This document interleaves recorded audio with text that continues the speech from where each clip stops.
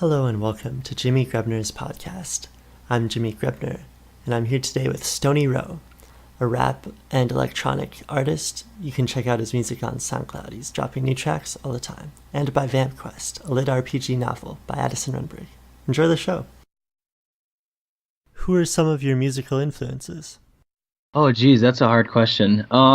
I have a lot. It's hard to really break them down. I'm gonna have to give a shout out to my person I've been following and trying to connect with and work with, Jordan Oaks, or Oaksy. He goes by Oaksy. He's actually been a huge inspiration. He's not a big time music artist or anything, but other than that, I gotta do some throwbacks. I love E40. E40 is one of my most favorites. I love G-Eazy. Yeah, G-Eazy's a cool one. I actually recently have been getting into Tupac. Believe it or not, I've never really looked into a lot of his music, but I always see funny quotes and also meaningful quotes of just stuff he randomly says, and he just seems like a very intuitive person. And yeah, I've been trying to really kind of look back into older hip hop artists and people who aren't very recent and really because I just don't want to sound like everybody else. But yeah, E40 is a huge one. I love E40, but for a long time I was listening to a lot of Dr. Dre. I think rap music in the 80s, 90s, and even 2000s is so different than what it is today. It's kind of crazy how much it's changed. It is very crazy. I also forgot about Eminem too. Obviously Eminem is one of my huge influences. What have you thought of the whole Machine Gun Kelly Eminem rap beef? It's obviously just for publicity, and they're doing it just because they want publicity. But I think it's cool though, because MGK is he's famous, and a lot of people know who MGK is, but also a lot of people don't know who he is. I think the story was he dissed Eminem almost 6 years ago or something like that on this random song, kind of right when he was coming out. I think it's because everyone was saying, oh, it's just another white rapper, so of course they're gonna relate to Eminem. Right. So he kind of insulted him, and then that got him a lot of attention, just insulting Eminem in the first place. And then 6 years later, he comes back and Eminem says something and he went off. I think MGK was waiting for that though, because it literally took him after Eminem insulted him on, I'm not sure what track it was or what album it was, but it took him a week, I'm pretty sure, to come back and make the new song, and he had a music video and all that stuff. So he was sitting there and just waiting. Do you think the line "your beard is weird" was a good line or lame? That's an actually good topic though, because it is kind of weird. I don't like Eminem's beard. I don't know. He looks weird, but you know what? Maybe he would look weird if he didn't have a beard, because he's 40 now. So maybe he's just trying to do his mid 40s style. I don't know. It's just weird to see Eminem with a beard though. Sometimes I see him and I'm just oh, that's Eminem. Did you watch Chris D'Elia's spoof of Eminem rapping? I love that. No, I didn't actually. I really recommend looking that up. Chris D'Elia does a great job spoofing Eminem's flow. Chris D'Elia is a pretty famous comedian. You used to listen to Mac Miller, didn't you? Oh yeah, how did I not bring him up in him influencing me? Yeah, I listen to Mac Miller all the time, man. I grew up listening to him. He was honestly, out of all people I've said, Mac Miller was definitely the most influential artist, because he kind of got me into rapping, and he was also white. And I know it's kind of stupid, but if you're a white guy and you're trying to rap, you always have that little you're just kind of self-conscious of it, because you're kind of out of your comfort zone. But yeah, totally. Yeah, man, he was a huge influence. I only found out about Mac Miller because you had mentioned him to me. And then I went on to download all of his music, and he became one of my favorite rappers as well. He passed, right? Yeah, too bad. Yeah.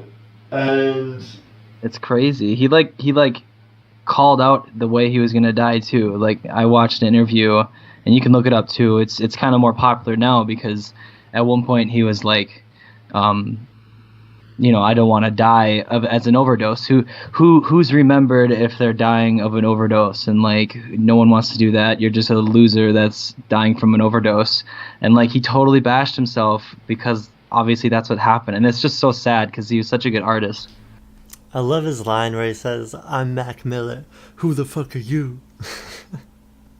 It's so funny.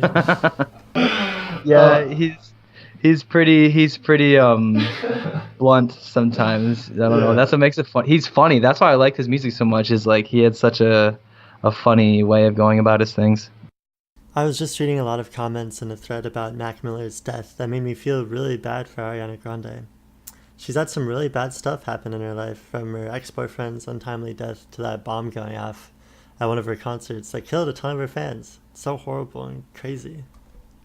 I forgot about that. That's right. I try not to stay too connected to big stories and news like that because there's just so much crazy stuff and it kind of brings me down. But I remember hearing about that, and yeah, everyone's bashing her and making her feel like it's her fault, and that's just wrong. Like, don't do that. It's not her fault. Obviously, it's not her fault. They weren't even dating anymore, and even if they were... You can't do that. Yeah, something I heard the other day that kind of relates to that is when an addict dies, is it suicide or is it an accidental death? I personally think it's an accident. But, like, do you think they're self-inflicting? Like, so, I don't know. I mean, I guess you get addicted, and like when you get addicted, you're not thinking of that. But like years down the road, you keep doing it yourself, knowing that it could be like fatal. So it's I don't know. I think it's more accidental than anything. But I do get what you're saying though. Like, is it really an accident? It's just kind of a weird thing, you know. Yeah. Yeah. Do you believe the Illuminati is real? That a group of super rich people are out there conspiring against everyone? Man, you're gonna freak me out. Yeah, I totally do. I think there's so many different conspiracy theories about it, but it's hard to really say what exactly is and what exactly isn't. But I definitely think there's some sort of higher power and some group of people that started it, and I've watched like every video there is about it, and there's some things that are a little far-fetched, but what do you think? Do you think there is? I think there is. I think that once you get to be super rich, a lot of your friends are going to be really rich and powerful too. And like if you and your friends owned all the businesses in a town, you couldn't help but talk about your problems and ideas. And things would certainly come from those talks with your influential friends. So I think something like the Illuminati is out there, but they might not call themselves the Illuminati. And they influence and yeah. Well, and there's power hungry people out there too, and you know, I feel like if it did start and if it is actually a thing, which I really do think it is, it started like it didn't start out with the type of mindset that it has now apparently, and like they started out for good more than like controlling people. Like they wanted to influence people for the good of things, but now it's turned into some power hungry, no one wants to know that it's actually real, so they can influence and control people through media and through so many things that we just don't like see it. Yeah. But it actually is happening. It blows my mind when I think about it. I also don't believe the Illuminati is trying to hide symbolism everywhere. I think, if anything, symbolism, like the eye on the pyramid of the dollar bill, is from people who aren't actually a part of the Illuminati, like trying to tell other lay people to see the connections the rich and powerful. It just doesn't make sense to me that the people in the Illuminati would want to leave clues everywhere so people could find them out eventually. Yeah, there's so many different things. But hang on, I can't. I got so much more stuff. Hang on, I got more stuff to say about the Illuminati. Okay. So it won't be too much longer though. So like, the whole thing on the dollar bill is weird, and like the whole eye with the pyramid, and it's weird that it's on the dollar bill. But if you look towards like research of when it dates back to like hundreds and hundreds of years ago, of when it was like started from this group of powerful people. But I don't know. Do you think that they put out the do you think they want people to think that they're trying to hide just so they look for them, and in actuality they really want people to know who they are because they'll influence them even more? Maybe. I've never really thought about that. Like maybe they would want people who are getting more powerful to start looking for them so they could join forces with the Illuminati eventually. Yeah, maybe it's like a secret way of Yeah, exactly. Like a secret way of getting more members. But if you're running like a really high profile company you wouldn't really have that much time to investigate random historic clues. You're running your business like 14 hours a day. You don't have time to look up the origin of like the Freemasons. Let's sit down and put some time aside so we can figure out the Illuminati. Yeah. Do you believe in any other conspiracies? Yeah, man. Are you kidding me? I'm a huge conspiracy theorist. Have you ever heard of mind control? It's called MK Ultra mind control. I kind of have heard of it. You can explain it if you want to. So again, it's another conspiracy theory, and people blow it completely out of the water, and it's probably more exaggerated than what it actually is if it is real. But I remember basically what it is there's a group of people that say if you want to be famous, if you want to have all the gifts of like, you know, singing and whatever and doing this and doing that, and like you want to be that celebrity, that person, and you want to have all the money and all the women you want, and you know, everything that a random guy would want or something, they like taunt you and tempt you, but you have to like sign your name in blood, and it's like directly connected to, and I'm not religious at all, but it's like directly connected to like the devil and stuff like that. And How is it connected to the devil? basically it's connected to like Lucifer and like Wow. yeah, dude. No, it's so weird. I didn't expect it at all. But like, apparently, you like sign your name in blood, and like it's like there's not like an actual devil that's like controlling it or something. It's not like the devil is a part of it, but they're like Satan worshippers, the people that control it. They like control you with hypnotism, and that way you're not like a robot, and you can still be you. But at any given moment of time, they can like take control over your brain and your body. And they can make you do crazy cool things, like they can take over and like you'll sing crazy good all of a sudden. Like sometimes Beyonce has said before how like she goes and performs and she's not who she is when she's performing, but once she gets on stage, like she can hit notes that she's never hit before and blah blah blah. And like Roseanne has been on the news before and has mentioned that MK Ultra is like real, and like there's so many people in Hollywood that go for it. And as far as it being connected to like the devil and you sign your name in blood, I don't really believe that part. But as far as like hypnotism goes, I could see how something like that could happen. Like maybe there's another group of powerful people that have a lot of money and have a lot of connections in Hollywood, because connections are literally everything in Hollywood, networking and whatnot. And maybe these people pay these people or do something for them so they will have control over them, you know, and it's all hypnotism. And I don't know, it's crazy, man. Here's what the Wikipedia on MKUltra says. Apparently, the CIA conducted illegal domestic activities, including experiments on U.S. citizens during the 1960s and 70s. And it kind of like came from that. Yeah, and apparently MKUltra is also known as the CIA Mind Control Program. Experiments on humans were conducted by the CIA, intended to identify and develop drugs and procedures that could be used in interrogations to weaken the individual and force confessions through mind control. So that's kind of what I've always heard about MKUltra. The reason why I didn't look into it more, though, is I was just getting really freaked out. So, what is something funny that's happened to you recently? I don't know, man. I'm sorry, I just kind of put you on the spot. When I was doing the podcast with Elise, I was trying to tell a story and lost my train of thought right in the middle of it. I got halfway through the story. I just couldn't think of a punchline, any kind of satisfying ending whatsoever. Have you ever had a horrible customer at Buffalo Wild Wings? Yeah. I think everyone has had a horrible customer. If you work at Buffalo Wild Wings and you're a server, you will always have a horrible customer story. I think probably the worst one that always sticks to mind is this wasn't the one in Brainerd. This is the one up in Moorhead, B-dubs, and it was just a great day, normal day. I was having a great day, and I get a table, and the guy comes in, and he immediately says, do you guys have Leinenkugel's Honey Weiss or whatever? And I was like, oh, no, I don't think we do, actually. We haven't had that for a while. And he's like, well, what the fuck? I guess we're just gonna go somewhere else. We've been trying to go. We've literally been to every single bar there is around here and every restaurant, and they haven't had it, and you guys don't have it either. And I was just like, well, what do you want me to do, man? I just work here. I have nothing to do with that.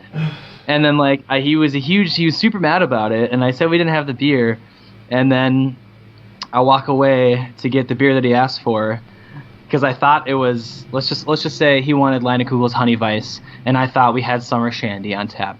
So I go there after that entire ordeal of him getting just pissed off, and then I realize that we do have the beer that he wants. So I'm like, oh, great, okay, all right, whatever, I'm just going to pour that for him and I'll bring it back. And I was just like, hey, good news, trying to be positive. Hey, good news, here's the beer. You have it. He's like, oh, well, you're not good at your job or something stupid like that. And, yeah, man, he was just...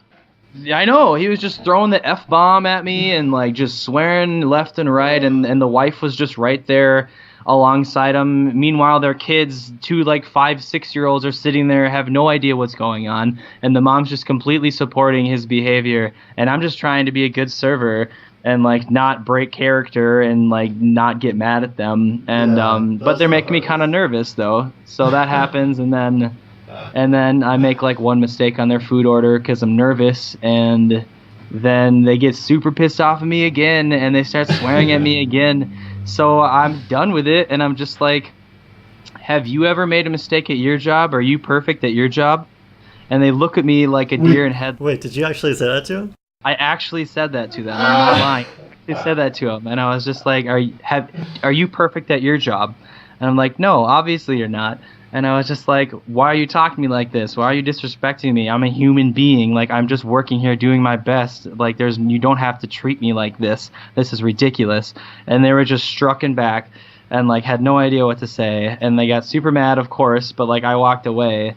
And then they asked for the manager right after I stood up for myself. So the manager goes over there, and yeah, it was a whole ordeal. But hey, I didn't lose my job, and the manager kind of appreciated me for doing that, you know. But also she had to see not to do that. Yeah, totally. Well, good for you for putting yourself out there in kind of a vulnerable position, because a lot of the time the customer will ask for the manager, and just because you stuck up for yourself. But then it's kind of up to the manager to make sure you don't actually get in trouble for doing the right thing. Yeah, it's the one time I ever did stand up for myself, but it feels good. Sadly, most of the time I don't. I just kind of be as nice as possible. And then you go back and where they can't see you, and then you're just like ripping your hair out in the back. Yeah. One time at Dairy Queen, way back in the day, a guy came, unbeknownst to me, every single day through the drive-thru to get a large Coke. So he did just that, and when I told him the price was going to be $2.99, he told me it was $1.99, and it's always been $1.99. He comes every day. And I said, I'm sorry, sir. I don't know what to tell you. The price is $2.99 today. That's the price. So he paid, and he drove away. And then as soon as he was gone, I realized I had pressed extra large, not large. So he was right, and I had wrongly stuck up for myself. And you're just like, it's the price. Yeah, and you just had to accept it. The price is the price.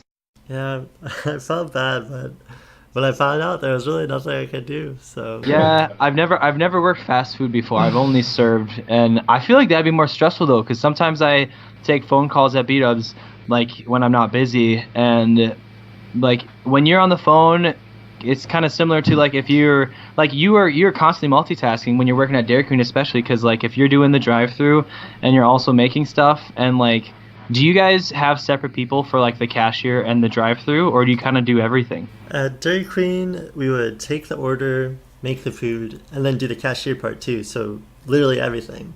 I always thought Dairy Queen was just like being a server or waiter, except honestly just harder, but paid less. I agree. That's why I never did fast food, because it's not easy, man. It's really hard. There's a lot of things that you have to balance in your head, and like you don't get tips or anything. You just get your basic hourly wage, and I don't know. I'm guessing it's kind of like being a bartender, because you've got to memorize a ton of different drinks, make the drink quickly, and then get it out to the person. But at least bartenders get tipped pretty well, unlike Dairy Queen, who hardly get tipped at all. Yeah, I don't know. I don't know if I could do it. Yeah, I definitely don't recommend it. one of Sylvia's friends only works at fast food places for some reason. Is there any reasoning behind it? I've never heard her give a good reason. I guess once you get in the groove and you're like comfortable, I guess I could see that, because serving is not easy too. But like once you're used to it and you get your flow down, then it becomes a lot easier. It's just like getting on a bike again if you haven't rode in a long time, going to a different serving. You just have to like adjust to the job itself and the menu itself. But then once you memorize that stuff, then you're golden. The one thing she does like about it, I guess, is that she gets to go outside and smoke weed with the managers. Oh, for real? Yeah, apparently. Wow, that's crazy. I actually just learned that our general manager right now, before he was promoted to the general manager, he used to do that. He used to go back with the cooks and like he used to go and smoke weed with them in the back, like in the middle of dinner rushes. I don't know how they like I've smoked weed before going to work before, and it's all right, you know. If I only could do it recently. You know, I've been smoking weed for a good amount of time, and I've been serving for a good amount of time, but I still don't do it though, because like if I'm at 100% when I'm sober, I smoke weed before and I'm down at 50%, like at most. I can't concentrate on very many things. It's just, I don't know, it's just how I am. Yeah, I've only done it before work once, and luckily it mostly worn off by the time I actually had to go in. Oh, okay. Yeah, when I smoke it, I get super introverted, which is pretty much the opposite of what you want to be as a waiter. So I would just be like in my head, freaking out. Yeah, definitely. And you get worried and self-conscious of like if people know if you're high or not, and like you don't want to make eye contact because you're worried if your eyes are like red or not, and then if they see your eyes and you make eye contact, then they definitely know that you're high. But in reality, they're probably just like, why the fuck is this guy acting so weird and looking at us so much, or not looking at us? Yeah. Oh my god, a funny story. The funny story. Hey, I got a funny story. So that reminds me. Woo! Funny story. But but the other day, A-Dog, he's a cook there at B-Dubs, and he was sitting there, and everyone at B-Dubs has the e-cigarettes and stuff, and like I don't have one of my own. I guess I do, but it's broken. I don't use it ever. But anyways, everyone's always puffing in them in the back, and they have so many cool different flavors, and I try them every once in a while. And see one of the cooks comes around, and I'm just sitting there chilling on my phone because it's slow. And he comes around, he's like, hey man, try this. And let me remind you, A-Dog is a very good source for drugs, and I'll just leave it at that. So, but I didn't think anything of it because it was an e-cigarette, at least what I thought. I looked at it, and then I take a hit of it, and it does not taste like an e-cigarette. It tastes like really good weed or something like that. And I was like, what is that, man? And he's like, oh, it's wax. And I was like, what? And he's just like, yeah, man, it's wax. Haven't you ever done like dabs before? And I'm like, no, dude, I just like do it regular. But it completely messed me up, dude. Like, it was one hit, and I was just completely screwed for the rest of the shift. I was like so self-conscious, and I didn't have any eye drops. I couldn't prepare. I didn't know it was weed, and I felt like violated. I'm gonna go back through and delete that guy's name quick. Okay, we'll just say his name is A-Dog. Okay, A-Dog. I'll splice that in quick. Did I say his first and last name? Yeah. Oh, shoot. That's fine, no worries. That's hilarious, though. Yeah, dabs are so much more powerful than normal weed. For pretty much the whole summer, I did kind of a lot of dabs, like every single day. And they would just amplify how introverted I would be, to the point where I couldn't even talk for the 3 or 4 hours that it was affecting me. Like, I couldn't even say anything if I wanted to. No, it really messes you up, and like I'm not used to it. If you're just used to smoking regular weed and you go and take a dab, like I like to relax and I like to sit down and puff in my weed a little bit and not really just not take it too seriously. But when you mess with dabs, you take one and you're good to go for a long time. And I still like dabs, but I pretty much wouldn't do him now unless I was working on writing a song or maybe at like a concert or something. Yeah, I guess so. It's just like super short and quick and fast, and you get it done and over with because you don't have to sit there and do it for a while. Yeah, to me, it's just not that fun to do in a social setting now. Yeah, people are different.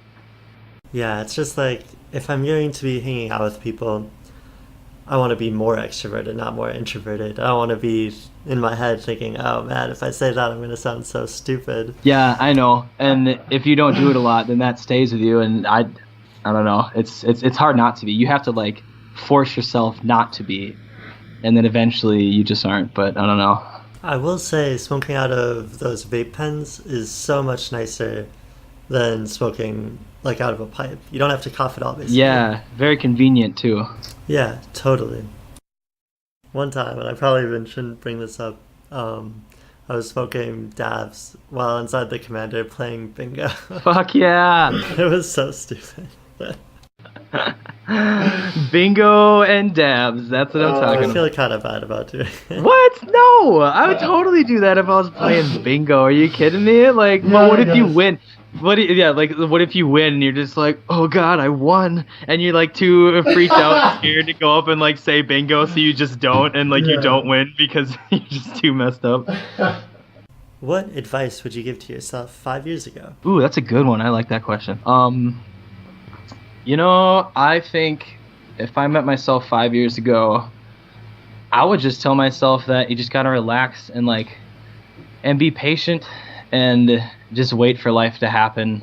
Because, 5 years ago I was 20 and I don't know. I didn't know what I was gonna do with my life, and you gotta realize when you're that age, like no one knows what they're gonna do with their lives when they're 20 years old, and if they think they do.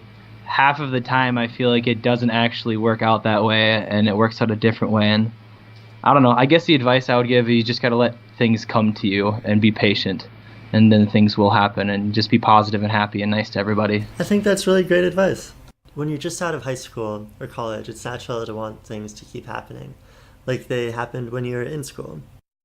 One thing after another that's already pre-planned, and luckily for us, like, we didn't have to go into much student debt, but a lot of people keep going on what seems to be the only path available, racking up hundreds of thousands of dollars of debt. And then it's all over, and they still want the next thing to come easily and quickly, just like the next year of school did, or the next classes that they could try hard in. But during adult life, after school, things seem to move a lot slower for a lot of people. Yeah, exactly. And usually the college experience, when I was in high school, when I wanted to go to college, I didn't want to go to college because I wanted to go to college. I wanted to go to college because I wanted to go party and make friends and explore. I didn't want to go to college to learn and get a career because I was just a 17-year-old person not knowing what I wanted to do with my life. So that's what I've been trying to tell my little sister is you just got to be patient and don't rush into anything because, I'm lucky I don't have any debt at all. I literally have zero I don't know. I have no debt at all as far as school goes because it was paid for, fortunately for me. And I'm just now realizing how much of a benefit that is because there's so many people that have thousands of dollars of debt. It's depressing. Yeah, anytime I get in debt, I just pay it off as soon as possible. I feel like I can't do anything until I totally get rid of it because it just feels so bad when I do have it. It feels depressing. Well, and I get depressed when I don't have money. I don't know why. It's just a thing that happens to me. Maybe I'm worrying, but my mind doesn't realize that I'm constantly worrying about that because I kind of put things to the side when something bad's happening, and I try not to think about it too much. So if I had $20,000 in debt that I had to pay off every month, that would be, I don't know. I feel like I'd be a much more sad person than I am today if I had debt. Me too. From school, something you didn't even, I went to college and I'm doing something different now. So if that happened to me and I had that much debt, I would not be happy. I've read some Twitter posts where the people are like, after 10 years of paying down my student loan, I actually owe more than when I first finished college. And that's just so scary. Because for all these years, they've only been paying the bare minimum amount. And so the interest is actually making the loan total increase that whole time. The whole system's messed up, man. It's just banks got their hands deep into it and just and just the college in general, school shouldn't be about having the school make as much money as possible. It should be about having the school make money, but focusing on actually teaching kids. And, the kids are going to learn a lot better and succeed and advance in their lives a lot better if they're not having to constantly worry about money, Yeah, definitely. Especially when you're that young. No one has money when you're that young. I think it would be really cool if more people were able to take a couple years off after high school and go around to like different careers and see what they might actually be interested in doing, because so many college kids never really spend a day in the shoes of what they're going to college to become, and then they get out of college and they don't even like what they've spent all this money and time becoming. Yeah, that'd be a great idea. It's just there's so many things that have already, it's a thing, so it's going to be difficult to change it. And like, so many people are willing to pay $50,000 and use 4 years of their life to become an engineer when they've never sat down and done a day as an engineer or even asked anyone about it. So then, after all that, they start in the workforce, and after a short amount of time, they realize they really hate it and can't do it. It's such a waste, and it that didn't really happen to Elise, but it kind of did. Like, she has her degree, and it's a good degree, and it's a very broad degree. You can do a lot with it, but I don't know. I completely agree with you, and that's why I didn't go to like a huge college or didn't really pursue that, and I just kind of waited and went to a tech college, and that even happened to me in my tech college degree, because as you know, I'm a certified HVAC, heating, ventilation, air conditioning technician, and I went to school for just a year. Not a big deal. It was hard. It was fun. It was good to graduate. It felt good to get something below my belt. But then I was working there for roughly 2 years, and I liked the trade itself, but no one told me that I was going to be working on average 50 hours to 60 hours a week, and then on top of that, you have to be on call every other week. So when you're on call, you can't drink, you can't do anything. You have to always be ready to get up and go fix someone's furnace, even if that's at 4 o'clock at night, especially in Minnesota, because if your furnace goes out and it's negative 20, that's an emergency. You need to go fix it. Granted, you get paid more, but I'm not going to wake up at 3 in the morning and go work. That sounds awful, but no one told me that when I was going to school. Yeah, that's so ridiculous that that's what that field requires. Why do you think it is so busy? Why do they require you to do that much work at that out of hours? Right now, it's just because it's, for some reason, HVAC, when everyone went into that trade, everyone went into that trade at one time. So now it became a wave. So after 20 years, then it's going to be a new wave of HVAC technicians, because all the other people that went to school were roughly the same age 20 years ago, and now they're all retiring. Okay, so there's a shortage right now. Yeah, so 10 years from now, maybe it wouldn't be so crazy, but right now there's a shortage, so there's just not a lot of people, which means those people have to do more hours, and there's I was the only technician at the place that I worked at, and I was there. One guy worked there, then he had to, I think he just retired. He was getting kind of old, and it was just me and my boss, and yeah, man, it was stressful, and I was there for a good amount of time, and I think we hired one person on, and he wasn't even a technician. He didn't go to school. We just needed some help, it was so scarce, but yeah. I pretty much have to mention this. Every time I see Cassie, she's like, well, my dad really could use some help. If Chris ever wants to work for him, he's got a job. Oh yeah, he works for he has an HVAC business, right? I can't remember the name. Yeah, I know what you're talking about, though. I like the trade.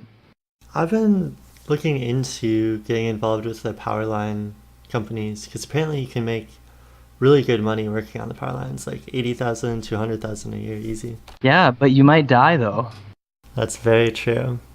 It doesn't exactly seem worth it, but I don't want you to die, Edison. I doubt I would die. Yeah, you probably wouldn't. It's because it's dangerous. It's hazardous pay, but yeah, I mean, go for it, dude. Well, thanks. I don't really want to, but if shit goes sideways, it's always a backup plan. Yeah, Hazard pay is something to go with if you don't have other options. But I think appraising is a good job, though. I think it's something. I think it fits you very well.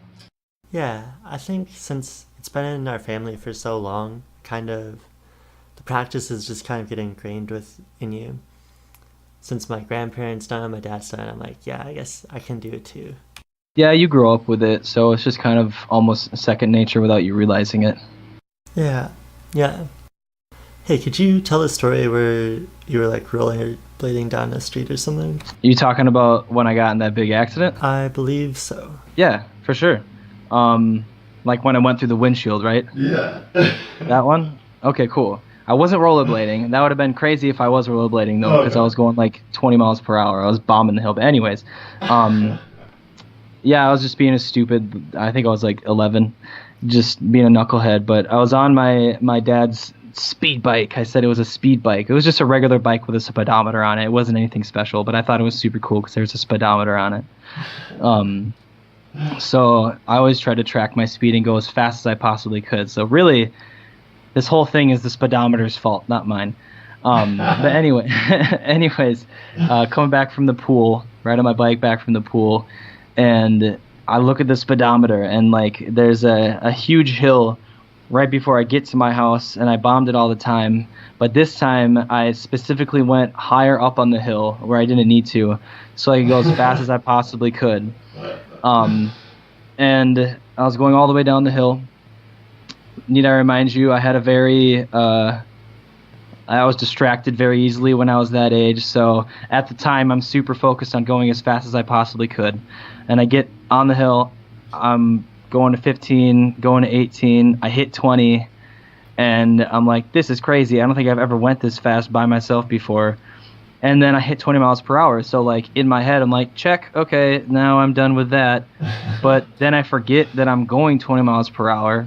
And I looked down at my rear bike tire because I don't know why. I think I felt like it was loose or the chain wasn't doing something was going on.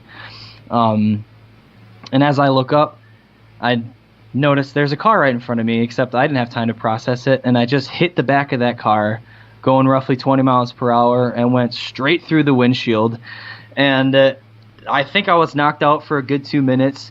I woke up in the front seat, but I wasn't actually in the front seat. I was on top of the passenger and the driver's seat because they were broken and like not reclined. They were like inclined, and like I was just laying on them. So I just fucked up the car, like royally messed up the car.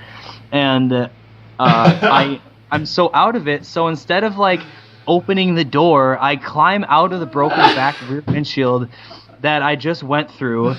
I didn't have a helmet on, so like, oh my god, there's glass everywhere, and I climb out of the windshield, and I just like take my hand off my head, and it's full of blood. I'm like, oh shit. So after processing what's going on, I'm like, all right, well, the nice kid in me says I should probably go apologize. So I'm like dripping blood. Like I'm like, it looks like I just took a shower in blood because there's a gigantic gash in my forehead and heads bleed a lot. But I didn't see myself, so I walk up to the door and I just knock on the door. Adrenaline's pumping through my veins, so I don't feel any pain right now. There's literally no pain. And I open the door and I'm just like, sorry about your car, ma'am. And and the lady just puts her hands on both cheeks, like the Home Alone thing, like the classic look. And she goes, oh my God. And then she like calls her son, and the son comes, and I see him peek over, and his look on his face, and he just goes, holy shit. And he starts freaking out, and he grabs like a washcloth. And then we get in their other car, and luckily it was just down the road from my house. And we get in their other car that I didn't just go through and demolish with my body. And they drive me up to the house, and you know the rest of the story is just ambulances and stitches and painful boards that I'm laying on. Yeah, it was awful, man, but it was also very funny. Wow, that is so crazy. What did your mom say when she saw you? I don't know. I was always doing stupid shit like that, and I was always getting hurt. So she was surprisingly unsurprised. I mean, she was surprised, but like, okay, but not too surprised. Did she ever see the car that you demolished to do her own? Oh my god. Yeah, man. Like, she didn't believe that was from me. I was just a 12-year-old. I was a husky guy, but like, I was just 12 years old, and man, I messed that car up. Like, I wish I had pictures of it still. Yeah, that would be cool. Yeah, it was bad. I messed that car. I feel bad. I don't know who paid for it. I wonder if my mom paid for it. Yeah, whatever, doesn't matter. But also kind of a cool little thing about that. Apparently, the ambulance guys found a piece of my eyebrow like on the windshield. Whoa, gross. Yeah, and they like took a picture of it. Yeah, it's like on a Polaroid. We have it somewhere. They gave it to us because they have to like take pictures of it. Wow. It was very traumatizing. Were you actually really messed up by it? Like, did you have nightmares about that? Yeah, dude, I was shaking. Like, I never gone through anything like that. The worst like accidents I've ever been was, I don't know, like getting in a bike accident, a pedal bike accident with my friends. Like, it's nothing crazy, but I was shaken up. Like, just imagine if the last thing you remember is just like, oh shit, and you hit the back of a car, and then you just wake up bloody, full of glass, like in a demolished car, and you're 12 years old. Yeah, that's crazy. It's so hard for me to imagine. I've never really blacked out or passed out. Yeah, I haven't got knocked out or passed out too many times. I guess I've made myself pass out before when I was young. Again, I did a lot of stupid things when I was a little kid, but... Wait, how did you make yourself pass out? You know the whole trick where you like breathe in and out like really, really deeply and heavily 10 times in a row, and then you put your thumb in your mouth and you blow as hard as you can? Okay. Yeah, I've heard of it. Well, my sister said that was actually like, it was like, it makes you pass out, and I didn't believe her, so I did it, and then I passed out. How long were you out for?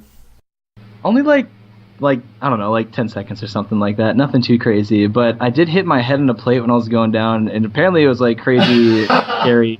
It was like crazy scary for Kelly, my sister, and my buddy Randy was there as well, and I think I was like 10 or something, and they were freaked out, man, because apparently like my eyes rolled back and like I was kind of shaking, and then I woke up. Yeah, it was super scary, so everyone don't do that. Anytime I have tried to do one of those things, I've never really tried to like my fullest extent, so I just kind of like do it half-assed and nothing bad happens to me. Yeah, I don't know. I think when you're a little kid, you don't really have that. I guess I have that now. Like, I don't think I could actually do it anymore, but yeah, I've just always been too cautious. Like, I don't really want this to happen to me. Yeah, like your subconscious gets to you and like makes you not do it. Like, when I was a kid at daycare, all these little kids are like, well, let's just lay on the road. It'll be fun. I was like, I'm definitely not doing that. They had no reason to do it either. It's just for fun. They all were making fun because I wouldn't do it either, but it just seemed so stupid of me. For no reason at all. That just like completely explains like the kid's mindset. Let's just do this stupid thing. Yeah, I was like, no. No, well, you were a lot smarter than I was when I was a young kid then, because I would have been those kids who would have been like, here, let's do it. Yeah. Did you ever do the invisible rope prank, I should say? To like two cars, or? So like what you do is you have two people and you go on each side of the road, and then like you just sit there and obviously make it obvious so the car sees you, and you like try to make eye contact with the driver, and then like as they're coming up and they're like 15 feet 20 feet away from you, you like quick pull and you both like go back in the same stance and like hold up a rope, and it actually worked, and we did it multiple times, and we wanted to tape it, but like we were making Jackass videos when Jackass was super popular, and we just wanted to like mess with everybody, and yeah. The closest thing my friends and I did to something like that is at Renee's birthday party back in like 9th grade. We took one of those deer shooting targets that pretty much looks like a lifelike deer, and we sat right next to the side of the road with it and basically just like made it jolt kind of out whenever a car would pass, and nearly every car stopped. Some of them got out and were like laughing, like, oh my gosh, that's so funny. Others were getting out, bitching us out, saying you can't fucking do that, you're gonna cause a crash. Didn't seem that bad to me. Yeah, it wouldn't have caused any harm. Like, you're not in a busy road or something. It's just a deer, but yeah, it's totally a country road. I think that's hilarious. That's actually really funny because like there's deer everywhere up here, so that would definitely make everyone stop. But yeah, If we had spooked a car into oncoming traffic, that would have been really bad. But we definitely weren't trying to do that. then it could have been bad. Yeah, But that didn't happen, so I think we were in the right. exactly. So you're in the clear. Do you think if you met yourself when you were like between the ages of like 10 to 14, do you think you'd be annoyed with your little self, or do you think you'd get along with them? Pretty much any time I was under 23, I was really, really stupid back then. I'm even really stupid now. I made so many dumb decisions at the time, and I thought I was being ironic or funny, but I was just being so stupid. And Yeah. looking back on it now, I'm just like, what was wrong with me? Yeah, but like it's more mindful. Like you don't do stupid things. I don't know. Like I think I would slap myself upside the head so many. I would be fed up with myself if I did so many stupid stuff to myself and other people.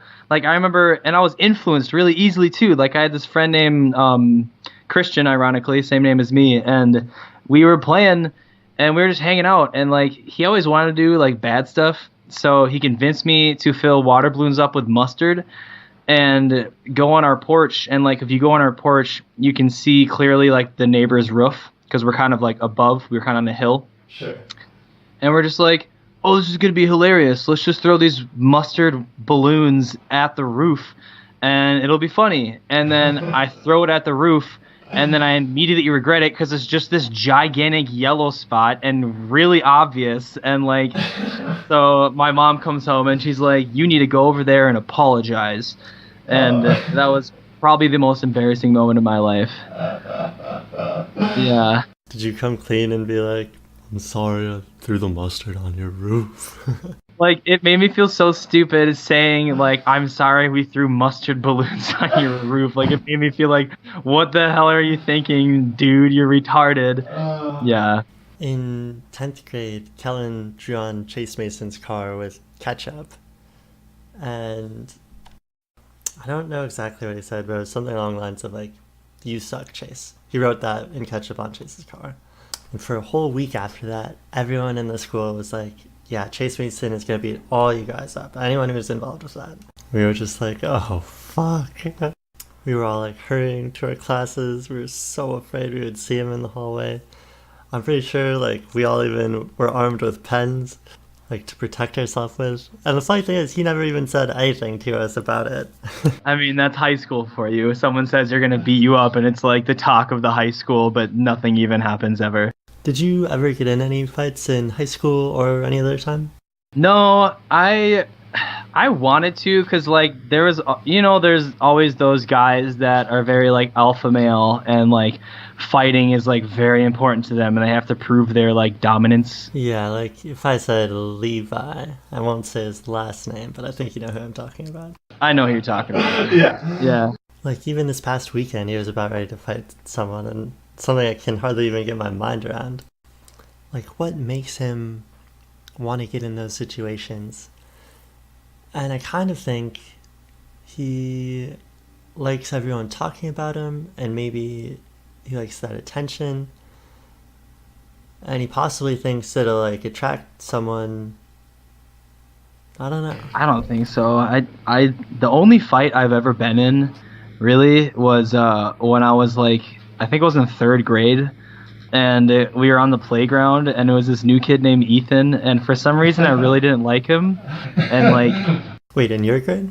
Yeah, he was in my grade. This wasn't in our school though. This was back because like this is back in Spring Valley, Minnesota. But no, we just like we really thought we were gonna fight, and like everyone was like, do it, fight, and like there was a crowd and they were all watching, and we just ended up like kicking each other's legs for like 10 minutes, and like because none of us knew what the hell to do, and we were both in karate too, so like we really thought that like something cool was gonna happen, and then like I just ended up being the loser in the situation, both literally and just like I was just being a loser because after kicking each other's in the legs for like 10 minutes, he just goes and punches me straight in the eye, and I'm just like, I quit. I'm done. I quit. And like he won, and then I walks away. I have a really similar story. Kellen and I got in a fight in like first or second grade. Second grade, I think. He had a hat, and I kept flicking it off of his head. Finally, he was like, that's it. He started chasing me around the playground. Finally, we ran around enough, and we're ready to face off. He tries a jump kick, but he's nowhere near me. I try a sweep kick, and I also miss. But that's the end of the fight. Neither of us even hit each other.